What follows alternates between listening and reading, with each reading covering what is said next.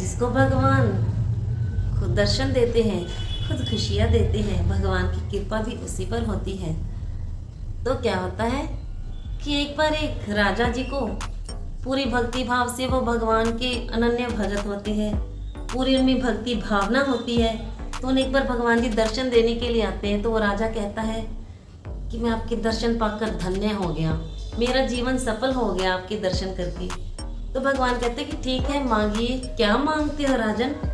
राजा कहता है मैं चाहता हूँ कि जैसे आपने मुझे धन्य किया है, मुझे दर्शन दिए हैं, आप मेरी सारी प्रजा को भी वैसे ही दर्शन दीजिए, वैसे ही उनका जीवन सफल कीजिए, उनको धन्य कीजिए। तो भगवान कहते नहीं, ऐसा नहीं होता, तो आप कुछ और मांग लो, प्रजा वालों को दर्शन दे के क्या आप अपने लिए कुछ मांग लो। तो राजा कहते हैं कि प्रजा मेरी है, ये मुझे अपना अन्नदाता मानते हैं, मैं चाहता हूँ कि मैं इनका भी भला कर सकूँ, इनको भी आपके दर्शन करवा सकूँ। तो भगवान कहते कि चलो ठीक है, तुम्हारी बात मान लेता हूँ। कल जो है तुम इन्हें, मैं ऊंचे वाली पहाड़ी पर खड़ा हो जाऊंगा, तुम अपनी सारी प्रजा को वहां ले आना और इन्हें दर्शन हो जाएंगे। राजा कहता शुक्रिया भगवान, शुक्रिया, आपने मेरी बात की लाज रखी, आपका बहुत बहुत शुक्रिया।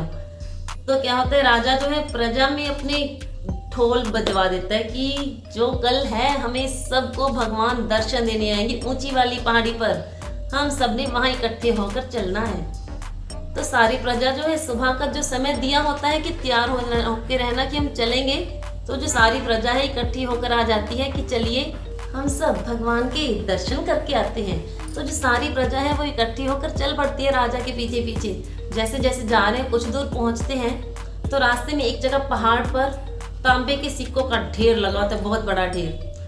तो कुछ लोग सोचते हैं भगवान से तो फिर कभी भी मिल लेंगे, भगवान तो अपना ही भगवान कहा जाता है, हम तो ये तांबे के सिक्के हैं, ये उठाकर घर चलते हैं फिर कभी सही।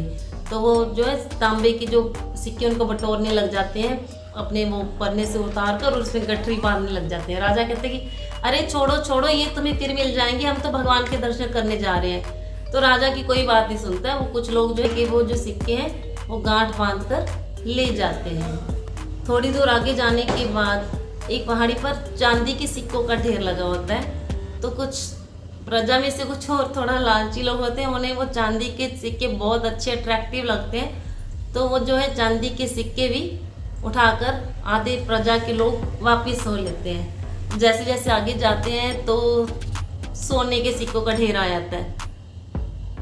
तो आपको पता है भी मन तो सभी का लालची होता है, हाँ हाँ क्यों ना सोने के सिक्के उठा लिए जाए।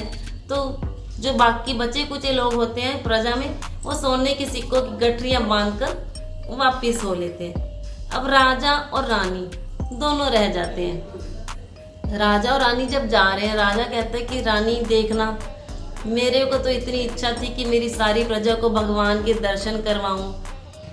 मुझे तो भगवान जी ने पहले ही कहा था कि जो जिज्ञासु होता है भगवान को केवल वही दर्शन, भगवान जी केवल उन्हें ही दर्शन देते हैं।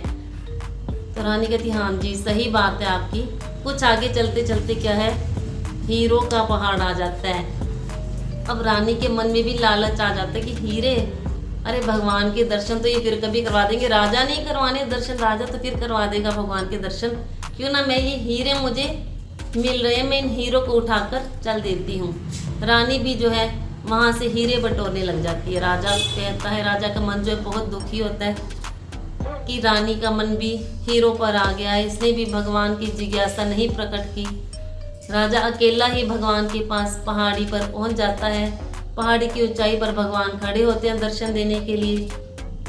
तो वो राजा को कहते हैं कि अकेले ही आए हो। राजा का सिर झुक जाता है, कहता है कि आपने तो मुझे कल ही संकेत दिया था कि जो जिज्ञासु है उन्हीं को दर्शन हो सकते हैं, जो दुनिया में माया में उलझा हुआ है उसे भगवान तक पहुंचना, भगवान के दर्शन करना बहुत मुश्किल है।